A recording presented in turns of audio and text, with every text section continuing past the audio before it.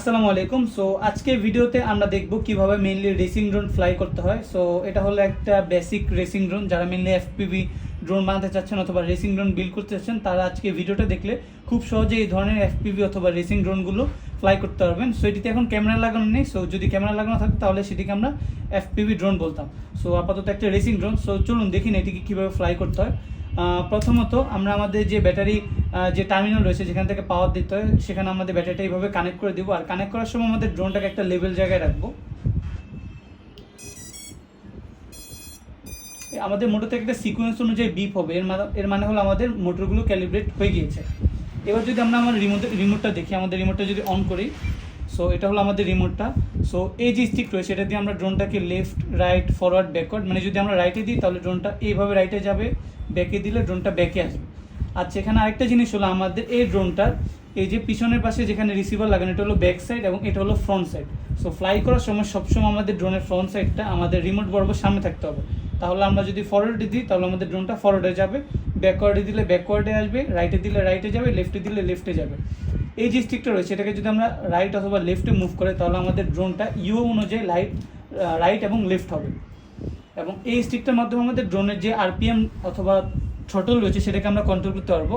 So ড্রোনটি আপনার যখন first time drone বানাবেন তখন অবশ্যই সবসময় স্টেবিলাইজ মোডে ফ্লাই করবেন। এই ধরনের ড্রোনগুলোতে বিভিন্ন ধরনের ফ্লাইট মোড থাকে, অ্যাক্টো মোড থাকে, এয়ার মোড থাকে। সো সেগুলো আপনি অ্যাভয়েড করবেন। সেগুলো প্রো মোড, আপনারা যখন পারফেক্টলি ড্রোন ফ্লাই করতে পারবেন তখন সেগুলো ইউজ করতে পারবেন। তো ইনিশিয়ালি আপনারা হরাইজন বা স্টেবিলাইজ যে মোডগুলো রয়েছে সেগুলো দিয়ে ফ্লাই করবেন। আচ্ছা, সো এই রিমোটটিতে এখানে একটা সুইচ আমরা সেট আপ করেছি, এটা হলো বাইন্ডিং আর্মিং সুইচ। মানে এই সুইচটা যদি আমরা অন করি তাহলে আমাদের চারটা পাখা ঘোরা শুরু হয়ে যাবে এবং অফ করে দিলে আমাদের আর্মিংটা ডিসআর্ম হয়ে যাবে। সো ফার্স্টে আমরা আর্ম করে নিচ্ছি। এবার কী করবো, আমাদের থ্রটল স্টিকটাকে আমরা আস্তে আস্তে উপরে উঠাবো, তাহলে আমাদের ড্রোনটি উপরে যাবে এবং এই স্টিকটার মাধ্যমে আমরা আমাদের ড্রোনটিকে লেফট সাইডে কন্ট্রোল করতে পারবো। আমরা যদি আরেকটু থ্রটল বাড়াই,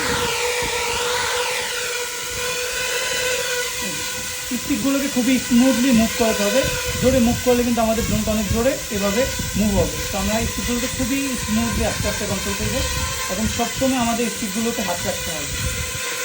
তো প্রথমত আপনারা এই ধরনের লো অল্টিটিউডে ফ্লাই করে ড্রোনটাকে কন্ট্রোলিংটা শিখে নেবেন এবং তারপর আপনারা কিন্তু হাই অল্টিটিউডে যেতে পারবেন।